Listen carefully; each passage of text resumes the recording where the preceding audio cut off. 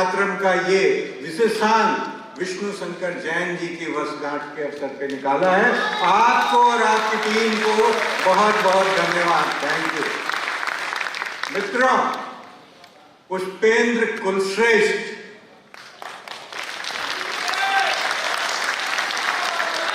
परिचय की जरूरत है क्या?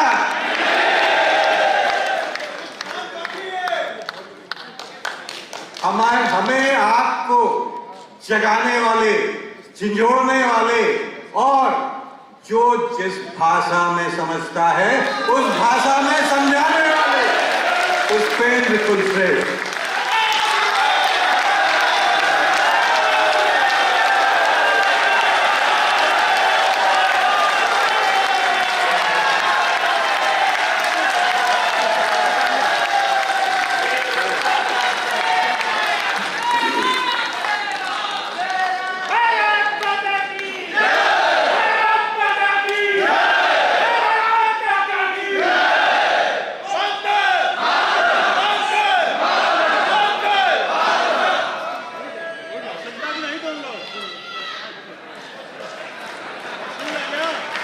आप सबका बहुत बहुत धन्यवाद। और इसलिए भी धन्यवाद करना चाहता हूं, बनारस में 4 घंटे तक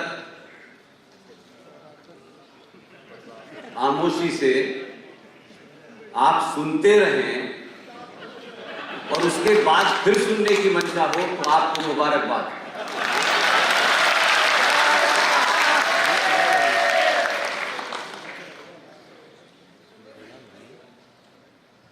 जितने भी हमारे साथी, खासतौर से RSN सिंह साहब, सुशील पंडित जी, पवन सिन्हा साहब, आप सोचिए कि इन सब के बोलने के बाद मुझे बोलना है।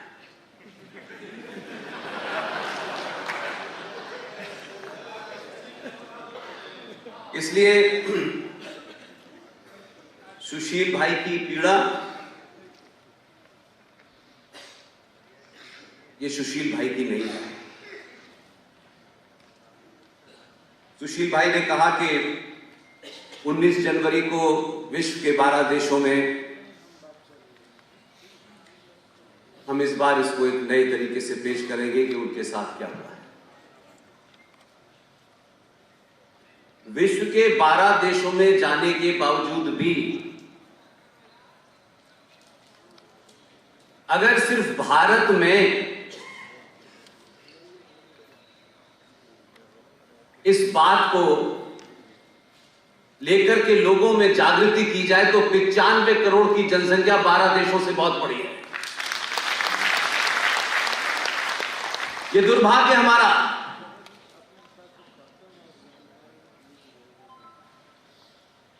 सौ साल पहले, 200 साल पहले, 1000 साल पहले क्या हुआ, क्या नहीं हुआ, इतिहास में क्या पढ़ाया, स्कूल में क्या पढ़ाया, विश्वविद्यालय में क्या पढ़ाया, मैं वहां से बात शुरू करता ही नहीं।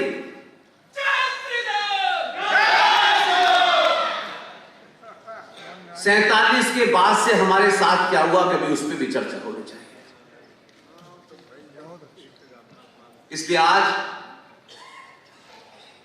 ये पहला ऐसा प्रोग्राम है जो सतीश भाई और उनकी पूरी टीम ने इसे तैयार किया।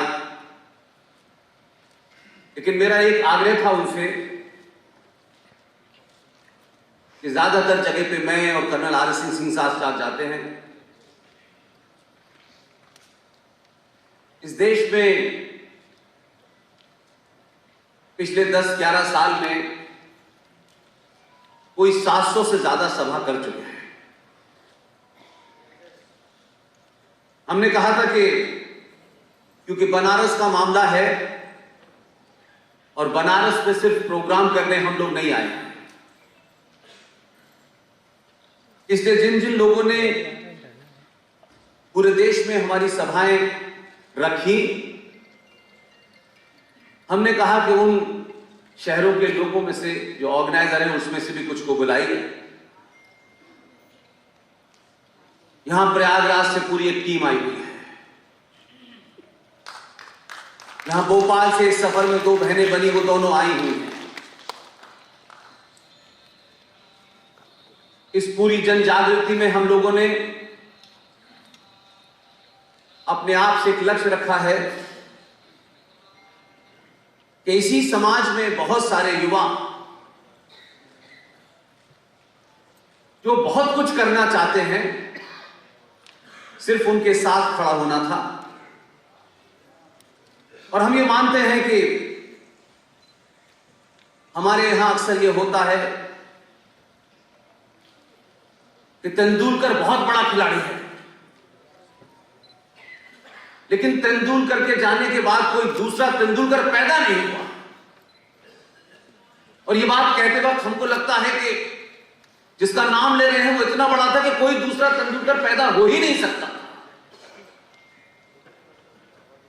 मैं इस बात को इस तरह से लेता हूं कि अगर तेंदुलकर ने अपने रहते हुए 10 तेंदुलकर पैदा नहीं किए तो उसका बड़े होने का कोई मतलब नहीं।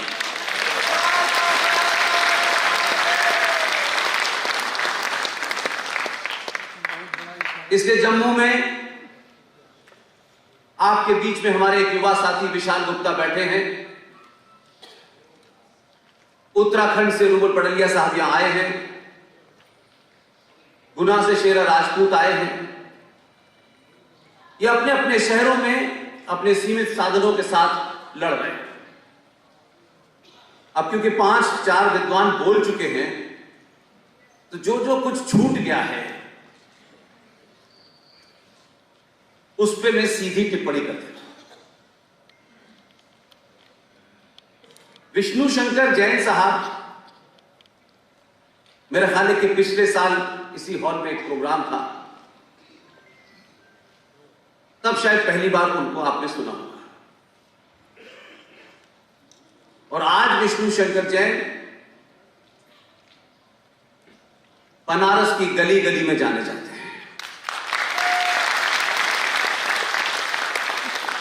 और इस प्रोग्राम के पीछे की जो मेरी मंशा है, जो मैं कहने आया हूं, वो मैं पहले कह देता हूं, फिर जवाब दूंगा। इस युद्ध में जो कोर्ट के अंदर लड़ा जा रहा है, हम इतिहास में जयचंदों की बहुत सारी बातें करते हैं। वो था, उसने ऐसा किया, वो था, उसने ऐसा किया। हम ऐसी चीजें पढ़ के बंद कर देते हैं। इसलिए आज हमारे बीच में वो कौन लोग थे जिन्होंने इस ज्ञानव्यापी मस्जिद, और इस शब्द को कहने में मुझे बड़ी तकलीफ सी होती है क्योंकि ये बड़ा कंट्राडिक्टरी वर्ड है, ज्ञान और मस्जिद, ये दो अलग अलग चीजें हैं। लेकिन आज भी एक पिता और एक पुत्र पूरी ईमानदारी से एक युद्ध लड़ रहे हैं। उन्होंने किसी संगठन से गुहार नहीं लगाई कि हमें अपना समर्थन दीजिए, लेकिन मुझे यह ताज्जुब हुआ कि दिल्ली से कोई 2-1 जोकर यहां आए। किसके कहने पे आए, किसने उन्हें आगे बढ़ाया, और उन्होंने हिंदू पक्ष के नाम पर जो भोली भाली 5 महिलाएं थी, किसी एक के माध्यम से इस लड़ाई को आपस में लड़वाने की कोशिश की। और ताज्जुब मुझे जब हुआ कि जो इस्लाम के मानने वालों का पक्ष था, वही उस तथाकथित जो फ्रॉड कोई आया है, मैंने सुना है यहां आपके बीच में, वही एफिडेविट उसका भी है। और तीसरी घटना, विष्णु शंकर जैन कोर्ट में सुनवाई के दरमियान उनकी हताशा निराशा इस हद तक थी कि मुझे जो खबर दिल्ली में दी गई कि कुछ लोगों ने सुनवाई के बाद विष्णु शंकर जैन पे हमला किया। बनारस में आज भी कोई गद्दार ये करके निकल सकता है जिंदा? इसने मेरी अपनी ये पीड़ा थी। मैंने सतीश भाई से कहा, इस पक्ष से जो भी जुड़ा है, वो छोटा है बड़ा है, हमको इसमें कोई इंटरेस्ट नहीं, सबको बुलाइए। हम सामूहिक तौर पर जो कुछ भी हमारी थोड़ी सी ताकत है, हम यहां इसलिए आए हैं कि विष्णु शंकर अकेला नहीं है।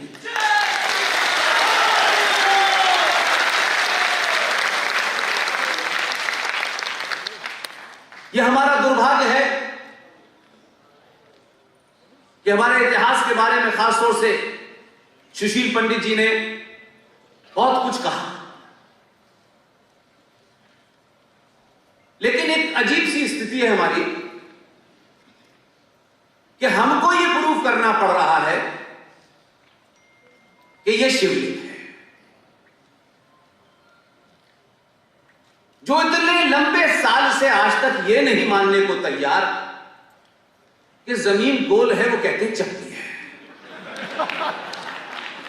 उन्हें हम अपने तर्कों से, लॉजिक से समझाने में लगे हैं कि ये फुब्बारा नहीं है, ये बाबा विश्वनाथ है। और इसलिए हम दीवार से सर मार रहे हैं। अब इसको बहुत लंबे फिलॉसफी में नहीं कहा जा सकता है। कल पत्रकारों ने भी प्रवोक किया तो मैंने बोल दिया, और आपके सामने बोल रहा हूं, जो लोग 1400 साल से अपने साइज का पजामा नहीं बना पाए, वो फुब्बारा बनाने की बात कर रहे हैं।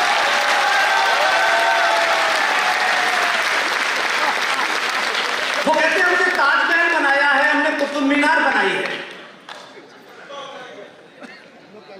ऊंट की पीठ पे खड़े होकर खजूर तोड़ने वालों के कोई कुतुब मीनार नहीं मिलती। तो एक नैरेटिव कैसे क्रिएट किया जाता है, और एक शब्द समाज उस नैरेटिव को तोड़ नहीं पाता है, और नैरेटिव के ऊपर सारी ताकत रखती है। आपके पास हजारों नैरेटिव, इसलिए किसी शत्रु ने आपको उस नैरेटिव में फंसाया हो ऐसा नहीं है। इसलिए जब अपनों पे बात हो तो तलखी ज्यादा होनी चाहिए। शत्रु से तो हमको पता है कि वो क्या करेगा, लेकिन जो हमारा अपना है वो क्या कर रहा है, शिकायत उससे है। इसलिए एक नहीं आपने, हमारे जिन लोगों का यह काम था, संतों का, महंतों का, आश्रम में बैठने वालों का, अध्यापकों का, बुद्धिजीवियों का, उन्होंने नहीं किया ये काम, बल्कि सब सत्ता के लोभ में किसी भी तरीके से उस सत्ता में भागीदारी मिल जाए, इसलिए सबने झूठ बोला, इसलिए वो सब इसमें भागीदार है। और आज भी हमारे बीच में खुल्लम खुल्ला कहते हैं, तब भी हम प्रतिकार नहीं करते, क्योंकि हमें लगता है कि अगर हमने इस महान शख्सियत के खिलाफ बोला तो पता नहीं क्या मिलने वाला था, वो नहीं मिलेगा, इसलिए बोलते नहीं। सारे धर्म बराबर हैं, ये हमारे पाखंडियों ने बोला, अभी उन्होंने नहीं बोला। और धर्म शब्द का इस्तेमाल खुद सनातनियों ने जितना गलत किया है, उतना किसी ने नहीं किया। उन्होंने अपनी पूरी उस लुटेरी सभ्यता के समकक्ष आपको खड़ा कर दिया, और क्योंकि आपका अपना कोई नैरेटिव ही नहीं था तो आप कन्विंस नहीं थे, तो दूसरा एक पाखंड बोला गया, सारे धर्म बराबर हैं, Islam is a religion of piece.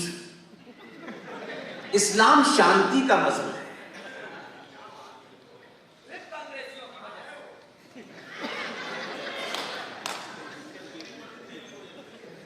देखिए, ये माफ कीजिएगा भाई साहब, ये अपनी कायरता और कमजोरी और लालच को छुपाने का है कि नेहरू ने कहा, ये मान लिया। नेहरू पिताजी थे आपके। फिर जब भी आप हर बात के लिए दूसरों को ढूंढेंगे, इसका मतलब है कि आप झूठ बोलना चाहते हैं। क्या इस देश में सावरकर का नैरेटिव नहीं था? क्या स्कूल की किताबों से पढ़ने के बाद ही आप ज्ञानी हुए? जो हमारी भूमिका है, मैंने अपने कभी डिस्कोर्स में दूसरों को जिम्मेदार नहीं ठहराया। बहुत आसान काम है। अभी सुशील भाई ने अलीगढ़ का किस्सा सुनाया, मेरी पैदाइश वहीं की है। आज के भारत में हमारी और आपकी आंखों के सामने अगर इतिहास लिखा जाएगा तो हमको भी लोग वैसे ही बुरा भला कहेंगे जैसे आज हम यहां खड़े होकर कहते हैं। और ना कहें इसलिए यह रास्ता चुना है कि अपनी भूमिका अदा करें। इतिहास तय करेगा कि हमने क्या किया।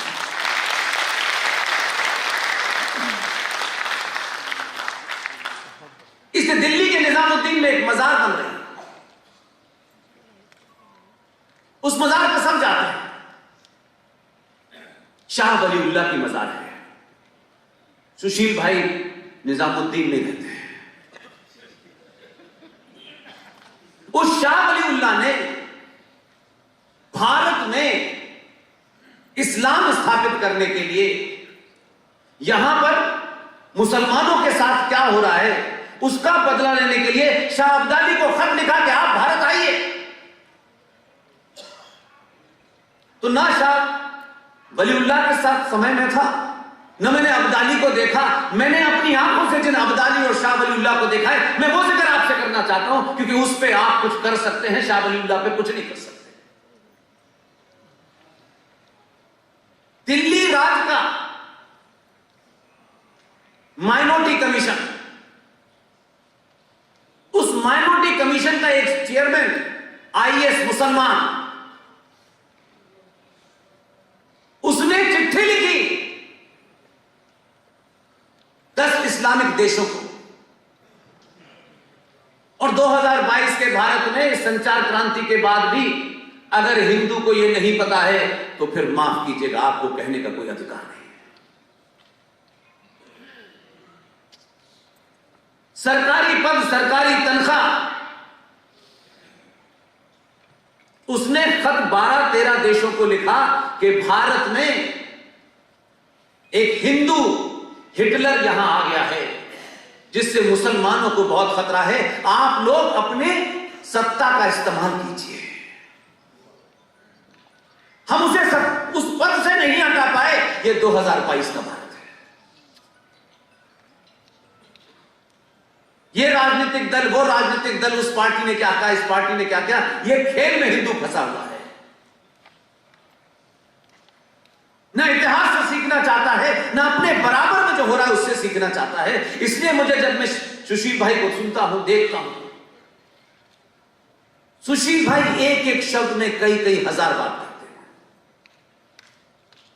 दुख है मुझे इस बात का। मेरा कैरियर 1988 में शुरू हुआ है और 89 और 90 की घटना अगर इस तथाकथित आजाद भारत में अगर कश्यप ऋषि की धरती पर उसके वंशजों का नरसंहार हुआ और पूरे भारत को उसकी खबर नहीं लगी भाई साहब, तो आपको ये बताने के लिए कि 32 साल पहले उनकी पूजा पद्धति और उपासना के कारण उन हिंदू पंडितों का नरसंहार हुआ, इसके लिए आपके लिए एक फिल्म बनानी पड़ी, तब देश को पता चला ये हमारे सोने की पराकाष्ठा है।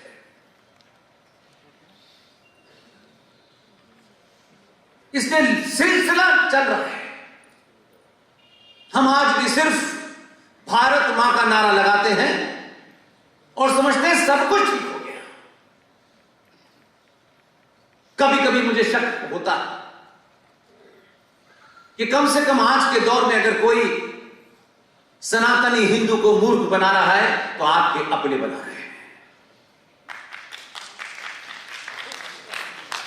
अदरवाइज हमारी जरूरत नहीं थी, छोटी मोटी नौकरी करके घर चलाते थे, हम भी वही रहते हैं। और कोई हम मर्जी से आ गए हो ऐसा भी नहीं है। हमको किसी शक्ति ने यह करने के लिए भेजा है।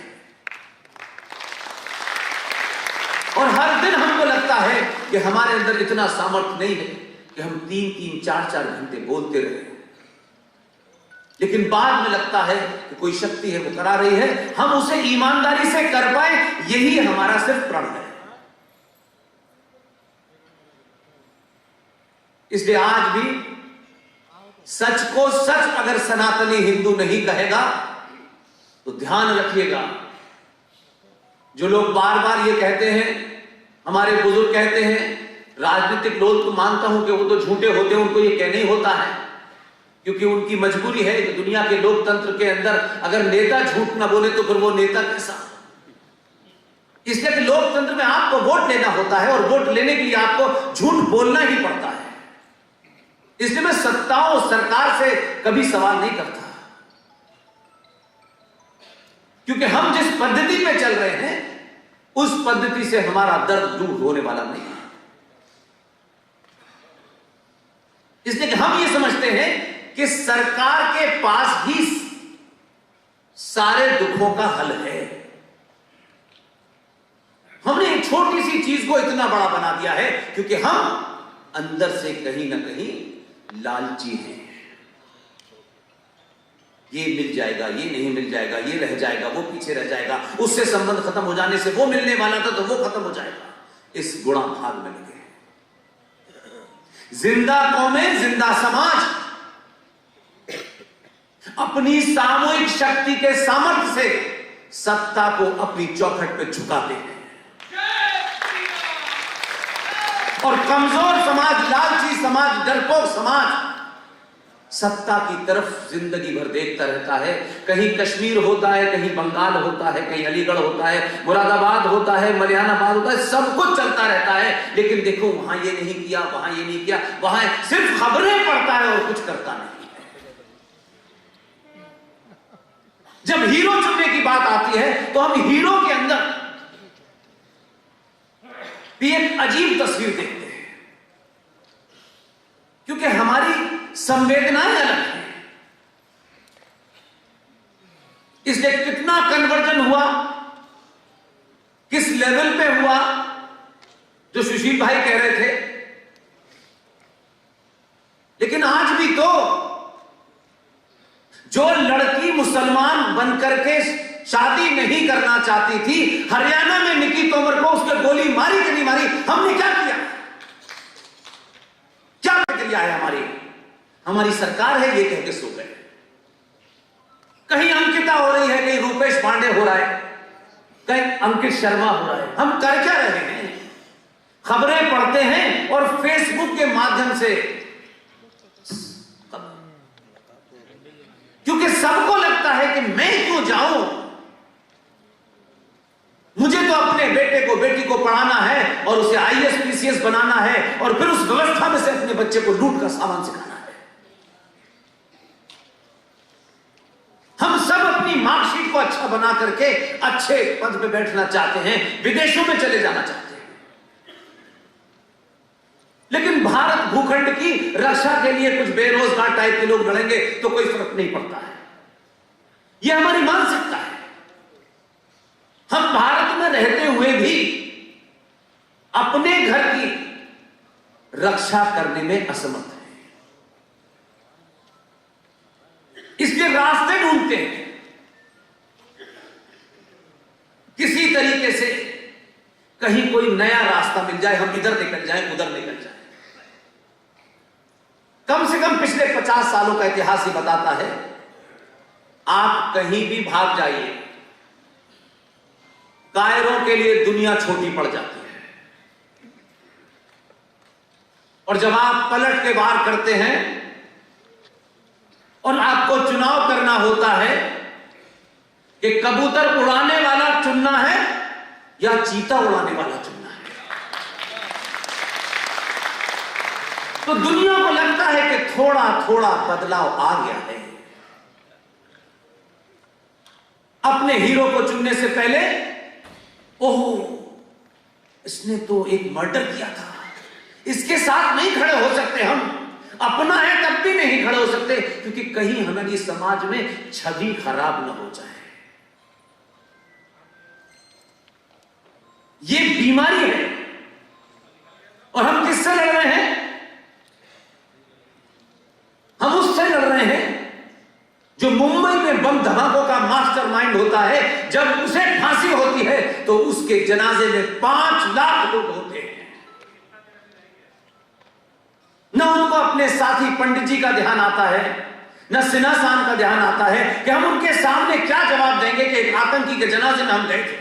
लेकिन हम तो दरवाजा बंद कर लेते हैं। हमारे बीच में से कोई बहादुर अगर किसी जिहादी की हत्या कर देता है, हम नहीं चाहते।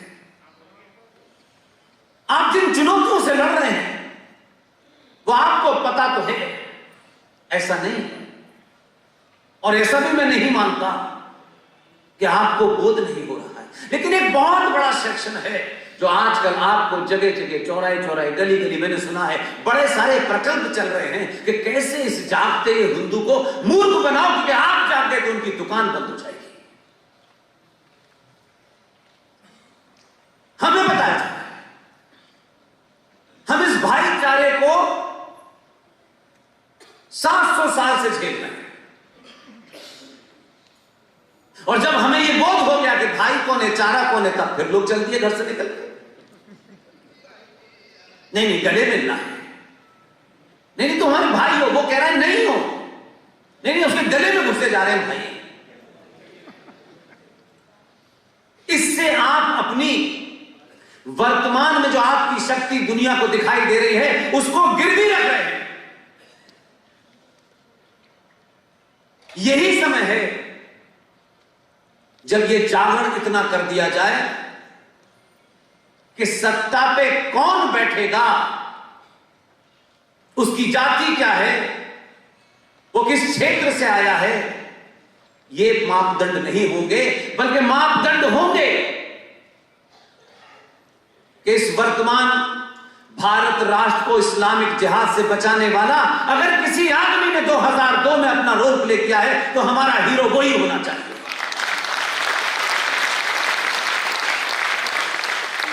इसलिए पब्लिक डिस्कोर्स में इंटेलेक्चुअल, खासतौर से संपन्न परिवारों के लोग इन बातों पे ताली बजाने से भी कतराते हैं। कहीं वीडियो में कोई देख न ले कि ऐसी बात पे आप भी ताली बजा रहे थे, क्योंकि उन्हें तो इस्लाम भाई के घर पे सेवैयां भी खानी है।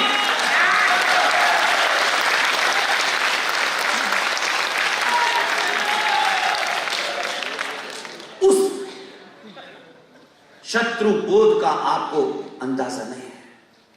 और आप तो पहले ऐसे लोग हैं कि आप तो हर काम को शत्रु से अनुमोदित कराते हैं।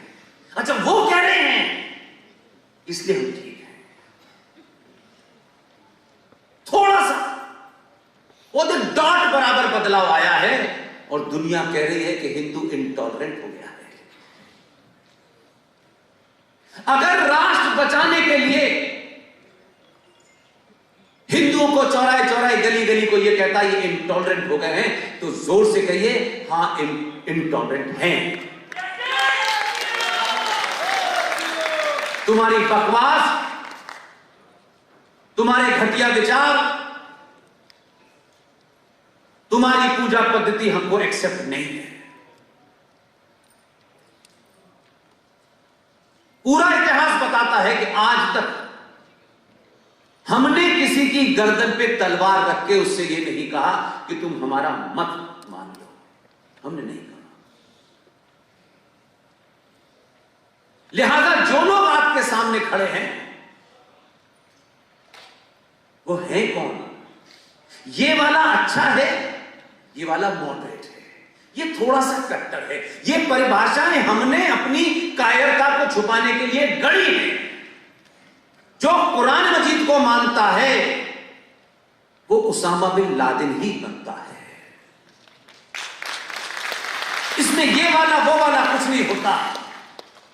कोई एक शहनाई बजाने लगे और शहनाई बजाने से पहले वो मंदिर जाने लगे, लेकिन वो फिर 20 करोड़ मुसलमानों की गारंटी नहीं है। इसलिए आज की समस्याओं का समाधान आपको करना है, कोई बाहर से आएगा नहीं। उत्तर प्रदेश वाले खास तौर से और बनारस के लोगों को इसलिए भी मुबारकबाद देता हूं कि आप बाबा विश्व की इस नगरी में आसानी से किसी को अपनाते नहीं हैं,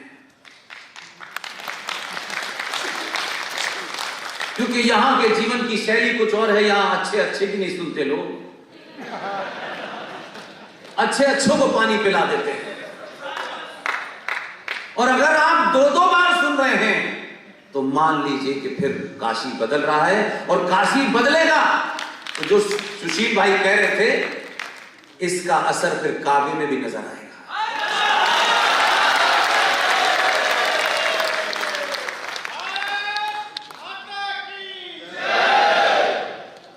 जो भारत माता की जय का नारा लगाए, अच्छी बात है, कोई बुरी बात नहीं। ये कोई पॉलिटिकल पार्टी का जलसा नहीं है।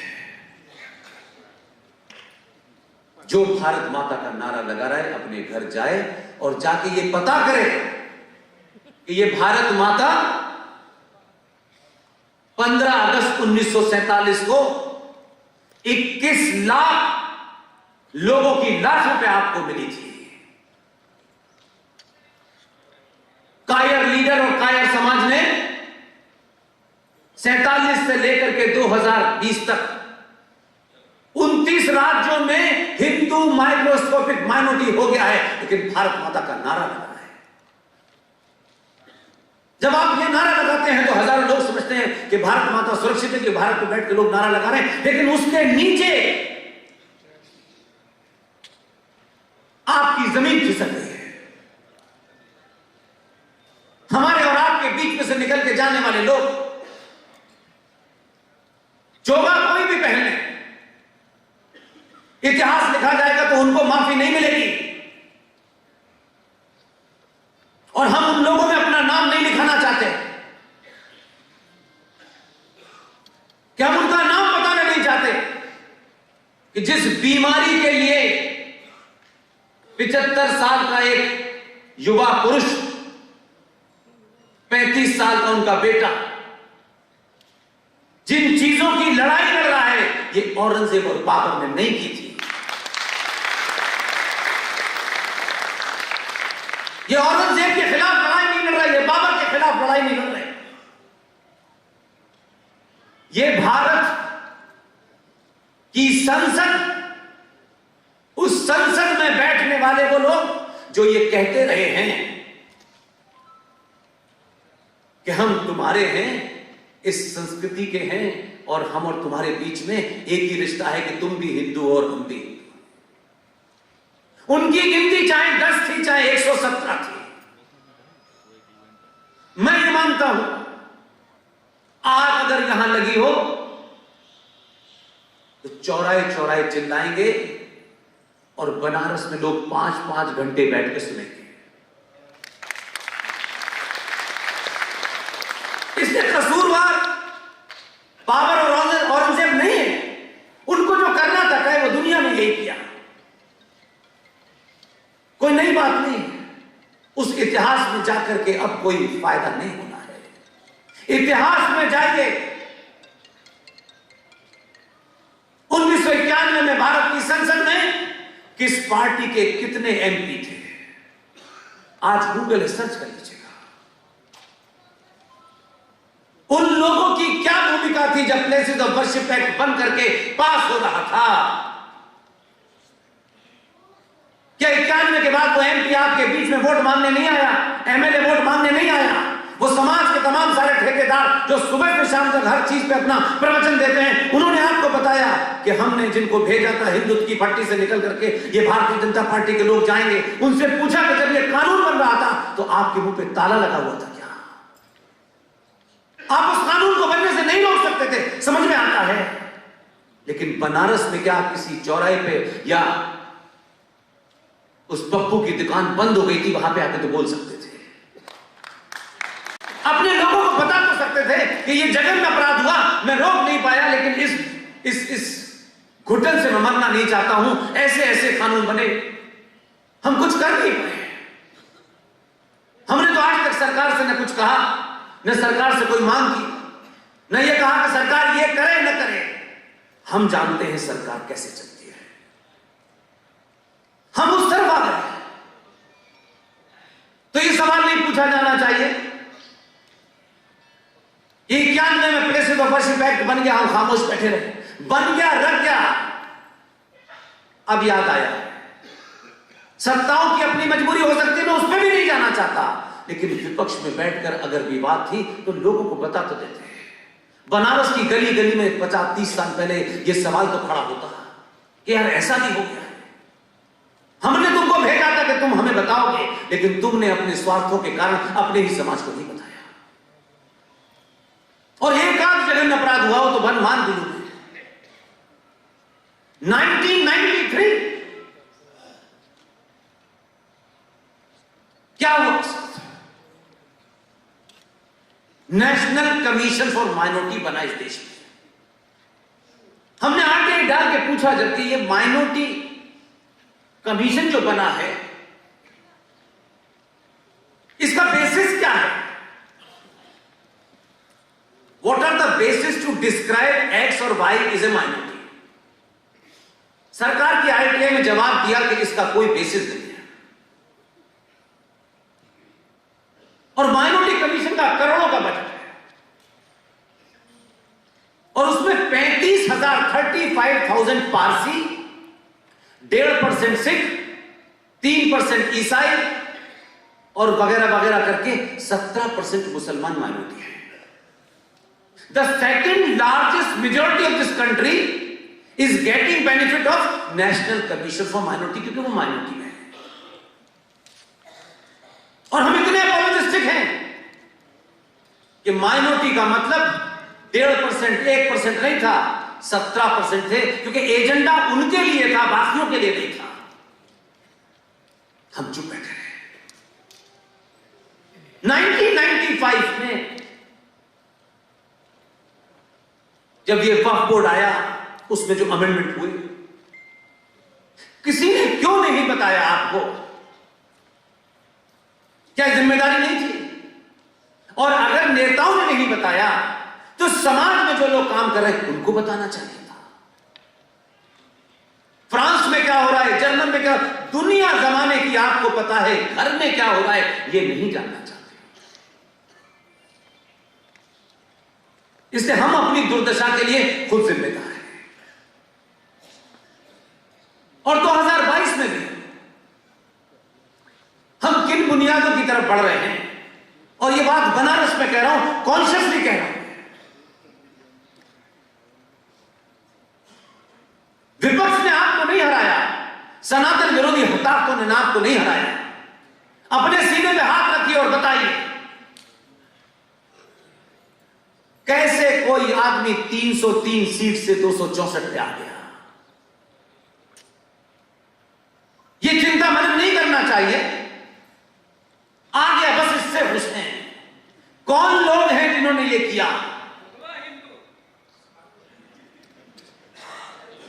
कल ये 64 से 200 पे चला जाएगा, आप कुछ गालियां देंगे, आपस में झगड़ा करेंगे, चले जाएंगे और फिर अपने भाग्य को गाली देंगे कि देखिए फला आ गया।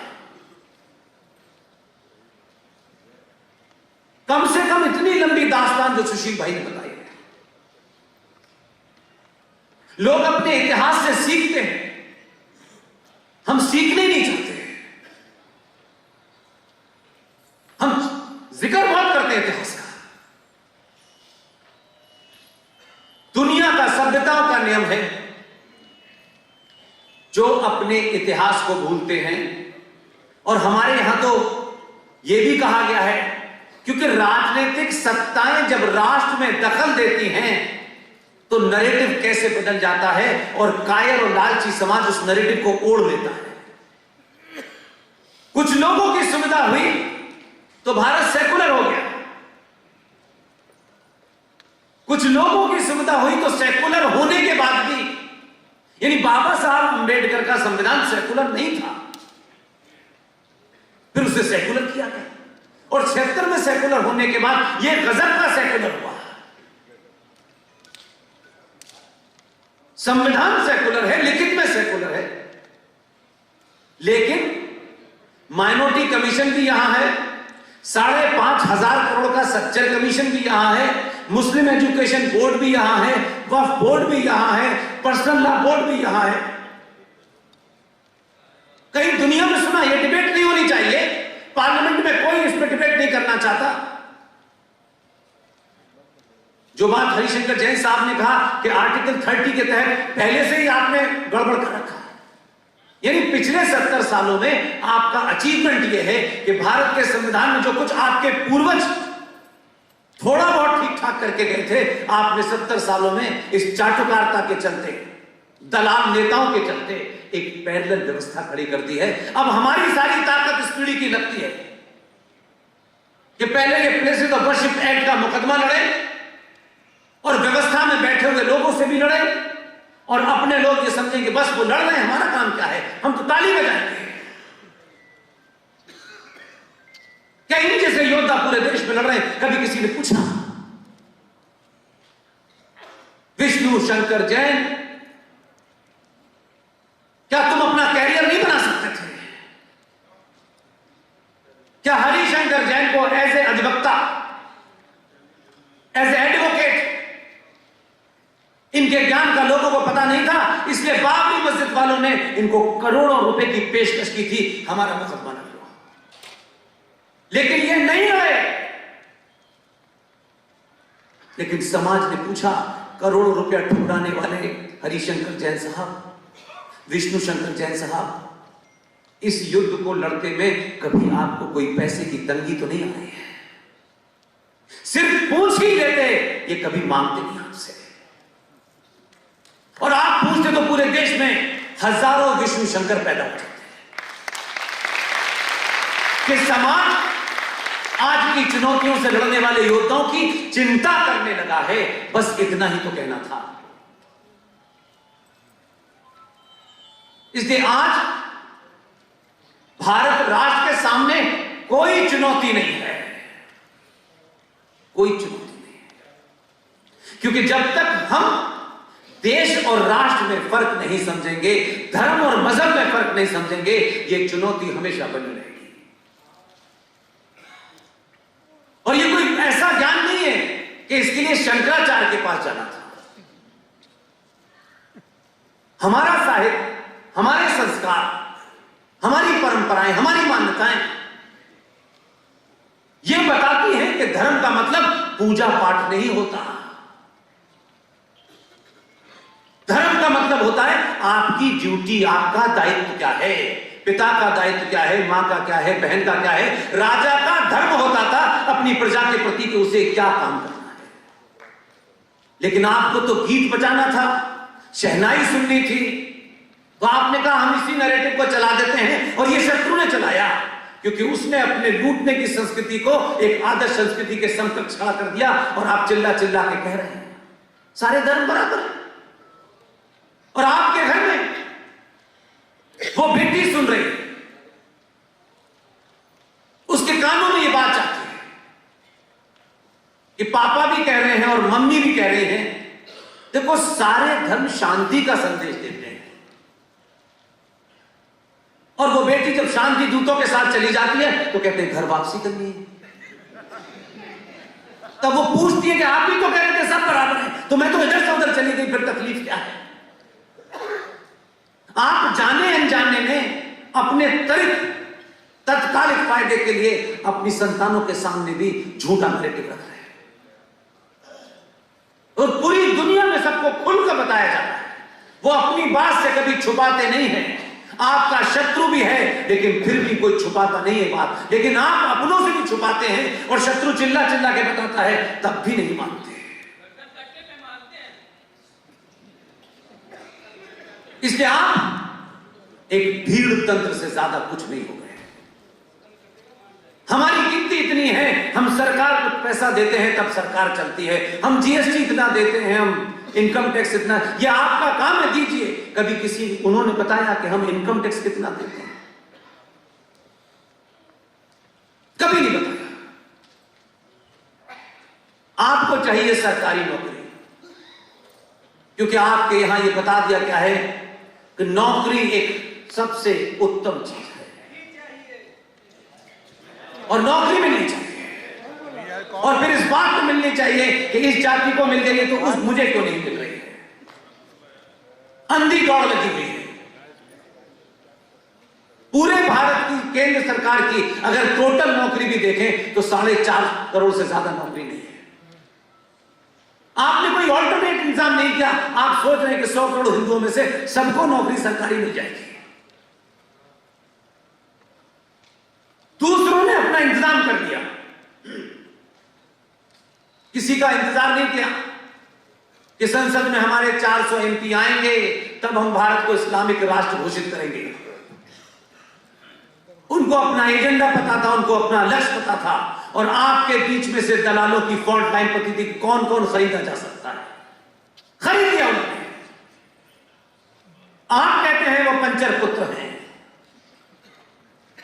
लेकिन आप ही के बीच में से एक आदमी, अगर उनके अच्छा वकील नहीं था तो उन्होंने कपिल सिब्बल को 25 लाख में कोर्ट में खड़ा किया।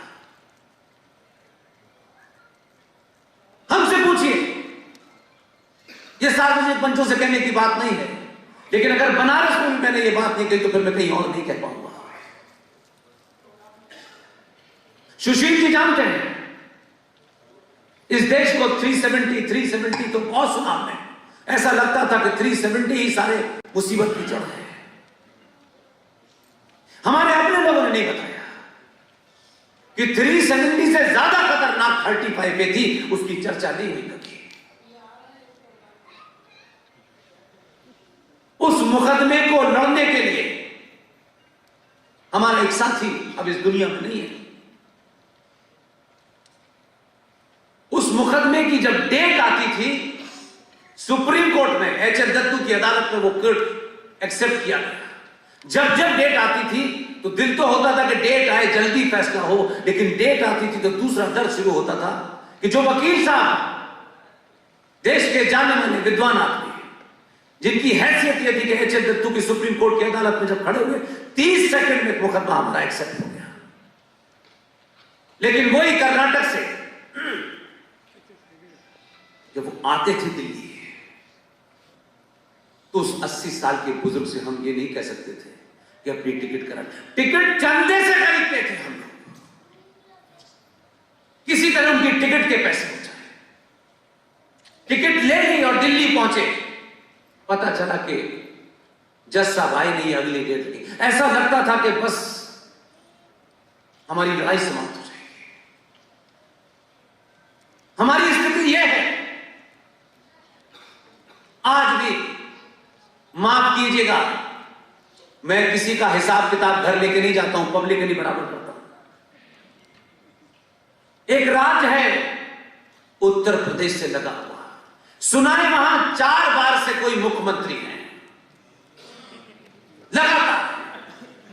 मैं उनके राज्य में उनके निवास में बोल के आता हूं, क्या स्कूल की किताबों में बच्चों को पढ़ाना है?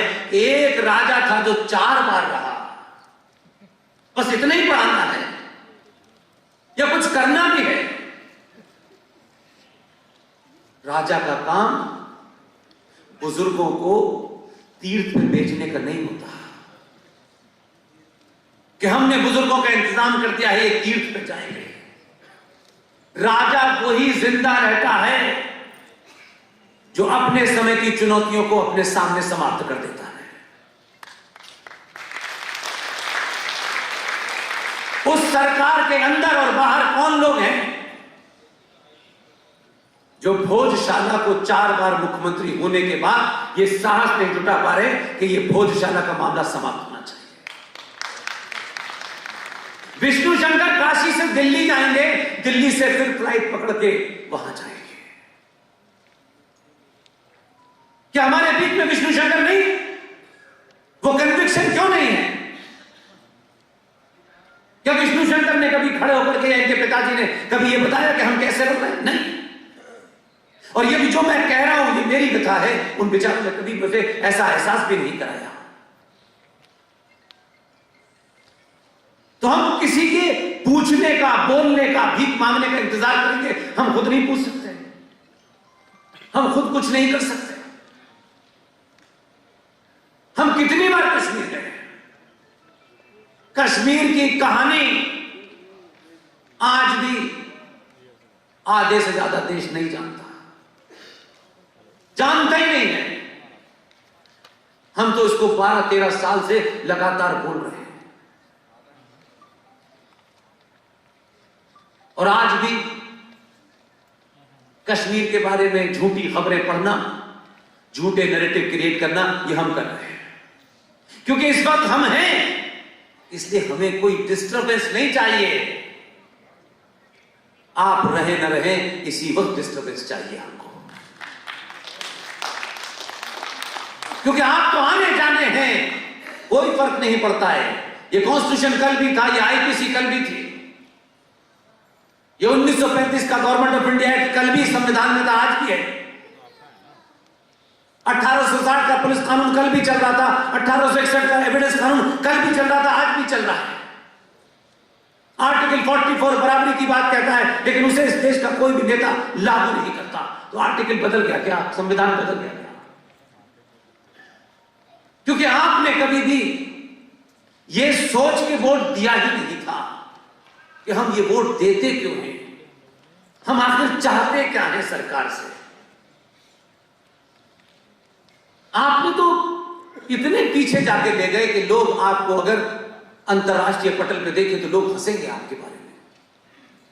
भारत की राजधानी दिल्ली है, देश के विद्वान लोग बताए जाते रहते हैं, हर अंतरराष्ट्रीय मामले पे उनकी नजर होती है, कई सारी विश्वविद्यालय हैं, लेकिन उसी दिल्ली के अंदर 2 रुपए किलो चावल और 2 महीने की बिजली मुफ्त पे आप सरकार में लोगों को बैठाते हैं, आप बैठाते हैं।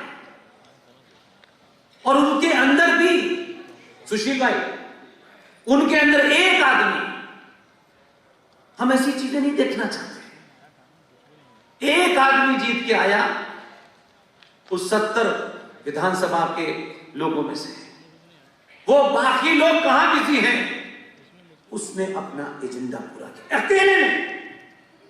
आपके यहां तो बहुत सारे, किसी से पूछ लो तो वो 10 आपको ज्ञान बता देगा, ऐसा नहीं था, वैसा नहीं। एक अदने से एमएलए ने, जिस दिल्ली सरकार की ताकत बड़ी कम होती है, ना लैंड उनके पास है, ना पुलिस उनके पास है, लेकिन जब यहां उसका एजेंडा था तो पता नहीं चला। अब जब कुछ हो गया तो अच्छा हमें पता चला। वो आदमी दिल्ली वक्फ बोर्ड का चेयरमैन भी था। 270 परिवारों को वक्फ बोर्ड के नियम के अनुसार उसने घर खाली करा के बता दिया। आज उसमें मुसलमान रह रहे हैं। दिल्ली में किसी को पता है ये खबर कि हम सिर्फ अखबार पढ़ने वाली खबर ही पढ़ते हैं और अखबार में नहीं आई तो फिर सब ठीक है, चले गए वो खाली करके। वो एक भी हो तो उसका एजेंडा होता है, वो आपके यहां भी था तब भी उसका एजेंडा था, लेकिन हमारा कोई एजेंडा नहीं। हमारे पास 4 गाड़ियां हो, 10 कमरे का मकान हो, और शर्मा जी को कैसे नीचा दिखाना है इसकी चिंता में लगे। वर्मा जी शर्मा जी को नीचा दिखा रहे हैं, शर्मा जी वर्मा जी को दिखा रहे हैं, इसी में लगे हुए हैं। एक भी कोई ऐसा इशू, यहां गेरुए बस में कुछ संत बैठे हुए हैं, हो सकता है कि ये अच्छे लोग हों, लेकिन इन संतों से भी सवाल पूछिए, उन पुजारियों से भी सवाल पूछिए।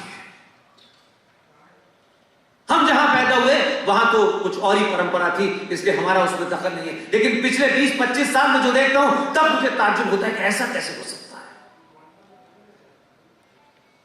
कुंभ आता है,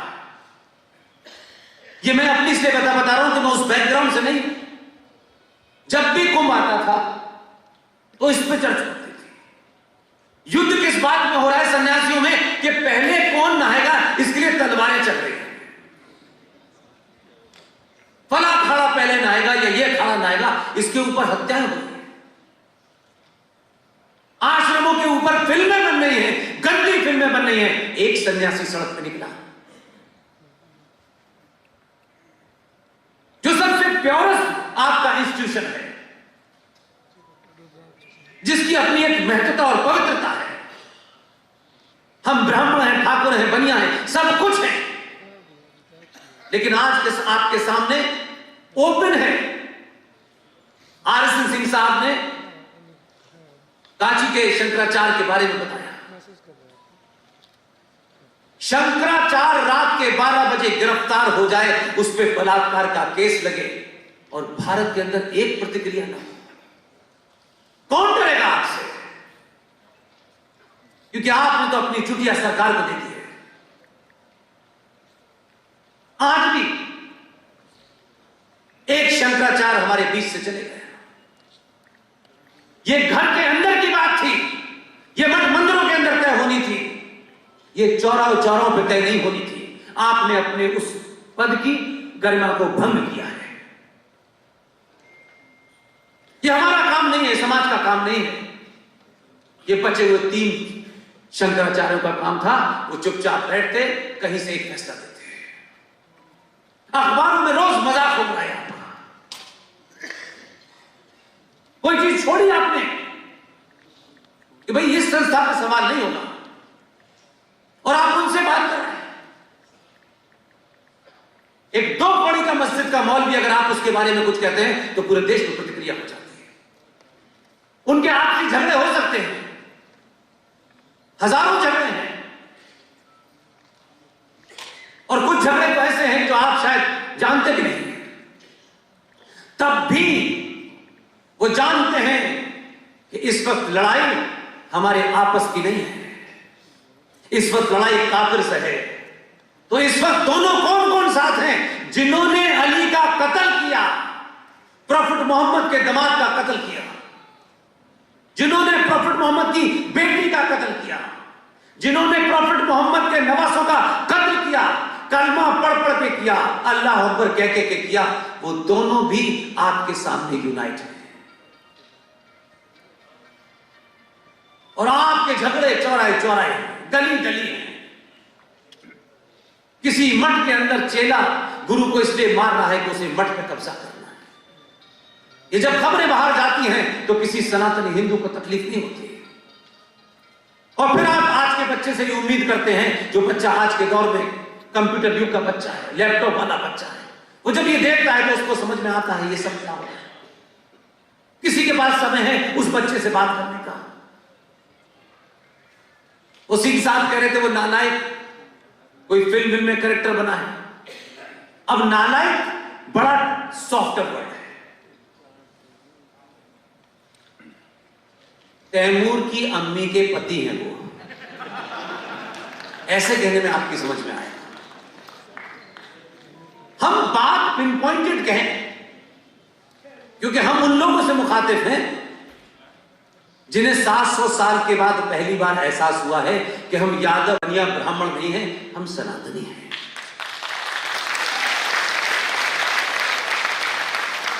इसलिए यह बदलाव किसी एक पार्टी, किसी एक संगठन की ठेकेदारी नहीं है। मैं पब्लिकली कहता हूं कि इस समय एक ही चुनौती है जो अभी आपके हाथ में है। इसलिए मैंने कहा इस गलतफहमी और इस इल्यूजन से बाहर निकलिए कि हम 95 करोड़ हैं, भारत हमारा है, सेना हमारी है, पुलिस हमारी है, जुडिशरी हमारी है। ये गलतफहमी से बाहर निकलिए। कुछ भी आपका नहीं है। सुशील पंडित वो चलता फिरता इंसान है कि जिस दिन भी ये फटेंगे बड़ा विस्फोट होगा। मैं ये शांत रहते हैं, शांत अंदाज में शब्दों का सिलेक्शन भी बड़ा इनका सुशील होता है। इसलिए ये मत समझिए कि इनकी यही भाषा है। सोचिए जिस देश में 20 करोड़ लोग न सत्ता में है न व्यवस्था में है, उनकी ताकत इतनी है कि कोर्ट भी रात के 5 बजे कोर्ट खोल करके सुनवाई करता है। और सुशील पंडित जो कि सुशील है, उनको लगता है कि यह व्यवस्था जो बनाई गई है, इस व्यवस्था में मेरी बात सुनी जाएगी। ये भी गए थे। इस देश का चीफ जस्टिस एक आदमी था, जस्टिस जगदीश चंद्र कहर। क्यों सुशील? जी, उनके साथ में एक दूसरे महान आदमी बैठे थे। सुशील ने जिस अंदाज में यहां अपना प्रेजेंटेशन दिया, उससे भी शांत भाव से कहा कि हम चाहते हैं कि जिन्होंने मेरी बहन बेटी मां के साथ बलात्कार किया है, मर्डर किया है, रेप किया है, घरों में आग लगा दी है, वो सड़कों पे जिंदा घूम रहे हैं। कम से कम आप स्टेट से कहिए उनके ऊपर कोई कार्रवाई करें। चीफ जस्टिस इसलिए नहीं हंसा, चीफ जस्टिस इसलिए हंसा, इतनी बड़ी त्रासदी के बाद एक आदमी आया है, वो भी कोर्ट में एक साधारण सा कुर्ता पजामा पहने खड़ा है। इसकी औकात क्या है? उसने कहा आप पब्लिसिटी के लिए आए हैं? ये सोचिए जरा, अपने दिल पे हाथ रखिए। सब कुछ हो गया है और अपनी आंखों से देख रहा है कि इस देश में जिन लोगों ने उनके मां बाप को मारा है, वो इस देश के प्रधानमंत्री के ऑफिस में बैठ करके उनसे बात करता है। क्या गुजरती होगी भाई? और चीफ जस्टिस ये कहता है कि आपको पब्लिसिटी चाहिए। इनका विनम्र निवेदन था कि अगर हम कोई ना एक्टर हैं, ना हीरो हैं, ना सेलिब्रिटी हैं, हम तो आपसे गुजारिश कर रहे हैं। हंसी और एक बहुत ही सरकास्टिक अंदाज में इनकी पिटीशन रिजेक्ट कर दी। देश बोला, कहीं प्रतिक्रिया हुई नहीं।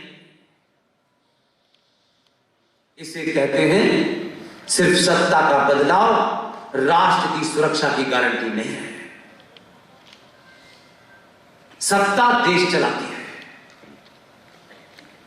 वो एक जमीन के टुकड़े को सुरक्षित रखती है। उस व्यवस्था को चलाने के लिए पुलिस है, सेना है, कोर्ट है, कचहरी है, ये सब अंग हैं और सारे अंग एक दूसरे से जुड़े हैं और किसी ना किसी नियम कानून से बने हुए।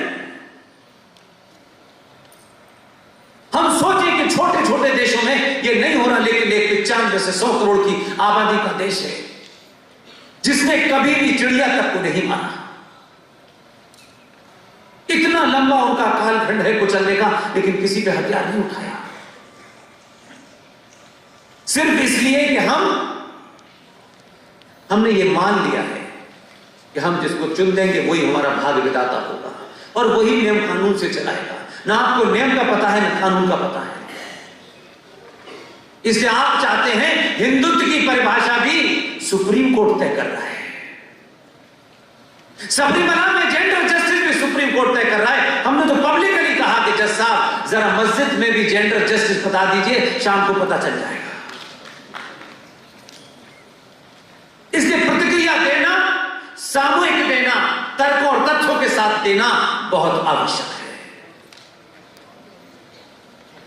यही वजह है कि पिछले 5-6 साल में जो लोग भी इस देश में कहीं कहीं भी काम कर रहे हैं, उसमें 2 नाम और जोड़ता हूं जिनका जिक्र किया था सुशील भाई ने। और तब तक जब तक इस पर फैसला ना हो जाए, मैं आपका लंबा इम्तिहान नहीं लूंगा। बनारस के लोग 9:15 बज रहे हैं, 5 मिनट बाद खत्म करता हूं। बोलिए सर, बोलिए आप। अच्छा सर, थैंक यू। अच्छा, मैं तो 5 घंटे से सुन भी रहा हूं और बोल भी रहा हूं।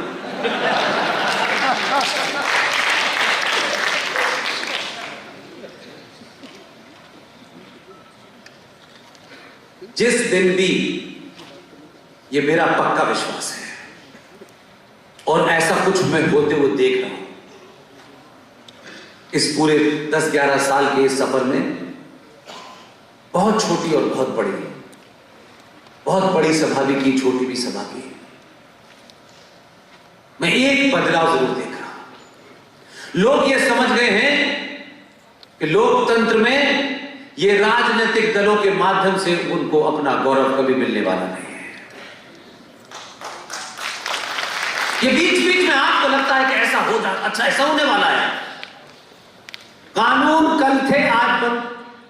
उनमें कुछ अमेंडमेंट हो गया, परसों फिर हो जाएंगे।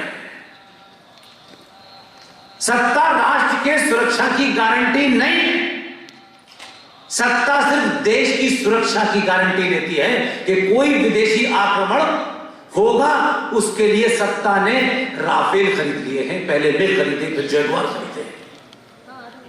लेकिन एक सेना का अधिकारी जो अब हमारे बीच में नहीं है,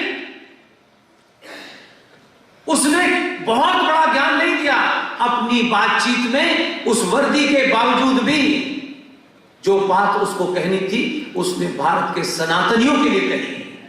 हमने उसका भी मर्म नहीं समझा, क्योंकि हमारे शायद अंदर ये चीज धर कर गई है कि जहां हमें भूमिका निभानी होगी उसको हम समझने नहीं चाहते था, कि अगर समझ गए तो भूमिका निभानी होगी और हमें तो निभानी नहीं, इसलिए उसको समझो ही मत, को मैं जानते नहीं। इस देश के सेना के एक बड़े अधिकारी ने कुछ दिन पहले उनका एक हवाई दुर्घटना में निधन हो गया। रावत साहब ने एक बात कही थी, छोटी सी बात थी।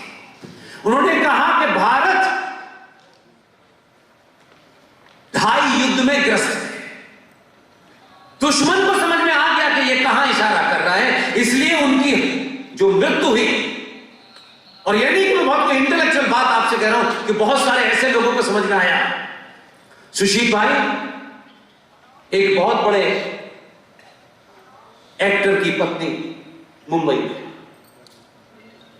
बहुत बड़े एक्टर थे अपने समय के, वो अब नहीं है, उनकी पत्नी थी, वो आप सबको सुनती है।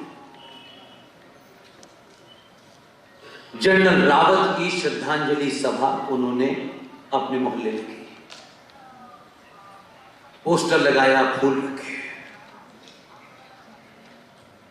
और श्रद्धांजलि सभा शुरू होने वाली थी, वहां दिया जलाया। 4-5 मुसलमान गुंडे उस मुंबई में गए और रावत की तस्वीर फेंक दी, दिए पे लात मारी और कहा कि इस ऐश देश की आपने यहां खराजे अक़ीदत दी तो आग लगा देंगे। 2.5 युद्ध का मतलब वो समझ गया, एक गुंडा, और हमारे यहां का विद्वान नहीं समझा कि जो आधा युद्ध है वो सेना और मिराज नहीं, राफेल नहीं लड़ेंगे, मुझे और आपको लड़ना है। ये जो चल रहा है लगातार चल रहा है कि 2.5 घंटा हम लेट हो गए, हम तो लेट पहले से ही बहुत चल रहे हैं कि हम सड़क पे नमाज पढ़ेंगे और आपने अगर हमें हटा दिया तो मार लगा देंगे। इसलिए अजान 5 वक्त होगी, लाउड स्पीकर पे होगी, लेकिन मुंबई में एक 80 साल की बुजुर्ग महिला आरती मोबाइल से सुनती थी। ऊपर वाले ने आकर के उसका मोबाइल तोड़ दिया, कोई हिंदू नहीं बोला। उसका बेटा विदेश में रहता है जो करोड़ों रुपया कमा रहा है। 1 करोड़ रुपया कमा करके उससे भोगना क्या है? रुपयों से संस्कृति नहीं बचती, परिवार नहीं बचता। अपने गलेबान में हाथ डाले, हम उनके मदरसों की तो जांच कर रहे हैं, लेकिन हमने 1947 के समय भारत में जितने गुरुकुल थे वो भी खत्म कर दिए, हमने एक गुरुकुल नहीं बनाया जहां हम अपने साहित्य की, अपनी परंपराओं की जानते हैं। इसलिए पवन सिन्हा हमारे बीच में मौजूद है। इन्होंने तो बताया कि इनका तो रिश्ता यहां सीधा सीधा है। मैं तो अलीगढ़ मुस्लिम विश्वविद्यालय में पैदा हुआ, तो मेरा रिश्ता किससे होगा आपको पता है। लेकिन उसके बावजूद भी देखिए, एक पति पत्नी ने, उनका एजेंडा क्या था? एक मेहनत की और एक सामान्य से परिवार से निकल के आए, मुरादाबाद के रहने वाले। ये सब बातें मुझे पता चली तो मुझे लगा ये सार्वजनिक इसलिए नहीं कर रहा हूं कि मुझे पवन जी की तारीफ करनी है। ये करोड़ों संत महंत जो 500-500 एकड़ में अपने आश्रम बनाए हैं, जिस दिन तय कर लेंगे हजारों गुरुकुल बन जाएंगे। पवन जी उस सीमित साधनों में, कोई नहीं जानता है, ये और इनकी श्रीमती आज का आधुनिक गुरुकुल चला रहे हैं, दिल्ली यूनिवर्सिटी में प्रोफेसर है। वो भी काम करते हैं और गुरुकुल भी चलाते हैं। और वहां जो तैयारी हो रही है, इस भारत को कहते तो हैं कि ये चाणक्य का देश है। चाणक्य के देश में लाखों चाटुकार पैदा हो रहे हैं। मुझे खुशी है कि ऐसे दौर में अपने गुरुकुल के अंदर कुछ चाणक्य पैदा कर रहे हैं। क्या हमने कभी पूछा? इन्होंने तो नहीं कहा कि भाई मुझे सरकारी ये सहायता नहीं मिलती, वो सहायता। इन्होंने जो कुछ था वो करना शुरू किया और बहुत अच्छे तरीके से चला है। मुझे तो जब जब दुख होता है जब पता चलता है कि पवन सिन्हा साहब के उस आश्रम के बराबर में कुछ जिहादियों ने एक एजेंडे के तहत एक जमीन थी, उस जमीन पे रातों रात वो सौदा करना चाहते थे। पवन सिन्हा को पता चला। मैं कई बार सोचता हूं अगर मेरे साथ होता तो मैं तो कुछ खत्म ही हो जाती कहानी। पवन सिन्हा को पता चला कि ये आश्रम के बराबर में किसी डेलिब्रेशन के चक्कर में, किसी खास एजेंडे के चक्कर में ये जमीन खरीदी जा रही है। इनके पास एक छोटा सा मकान था, इन्होंने औने पौने में सौदा करके अपनी जमीन को बचाया ताकि जिहादी आश्रम के पास ना आ सके। मंदिर जाएंगे आप, आपके हर मंदिर के साथ आस्था नहीं जुड़ी हुई। ये बनारस के लोगों के लिए नहीं कह रहा, मैंने जो अपनी आंखों से देखा है उसकी बात। आप मंदिर भी अपने काम की हैसियत में कितनी रिश्वत देनी है वो बात करते हैं। अगर इस मंदिर के अंदर हमारी मनोकामना पूरी नहीं हुई तो हम तत्काल नए पे चले जाते हैं। और इतने सब कुछ होने के बावजूद भी एक चांदनिया की जरूरत पड़ गई, वहां भी चले जाते हैं। जय साईं दीपक इस दौर में एक सामान्य परिवार के अंदर कोई बच्चा इंजीनियरिंग कर लेता है, एमबीबीएस कर लेता है, पूरे मोहल्ले में मिठाई बांटी जाती है। लेकिन इसी देश में ऐसे लोग भी हैं। इसलिए मुझे उनसे उम्मीद है कि आज वो लोग जो आईआईटी खड़गपुर के टॉपर थे, किसी से कुछ कहा नहीं, संगठन बनाएंगे फिर चंदा इकट्ठा करेंगे, इससे कुछ नहीं होता। जय साईं दीपक आईआईटी खड़गपुर का टॉपर सब कुछ छोड़ करके सुप्रीम कोर्ट में इस बात की लड़ाई लड़ रहा है कि जो मंदिरों पर हिंदू अपनी आस्था का पैसा चढ़ाते हैं वो सरकार कैसे दे सकती है। ये देश शायद जानता भी नहीं होगा उसको। ये काम जिनको करना चाहिए था उनको मतलब नहीं था। उन्होंने कहा 2 रुपए आ रहे हैं, 2 रुपए से ही। जब तक जय साईं दीपक इस लड़ाई को जीत नहीं जाते तब तक हर मां बहन बेटी भाई पिता से मेरी दरखास्त है, मंदिरों में बूंदी के 2 लड्डू चढ़ा के आए और जो पैसा आपको लगता है कि मंदिरों में चढ़ाना है वो पैसा साईं दीपक जैसे लोगों के लड़ने की उस लड़ाई में डोनेट करते हैं।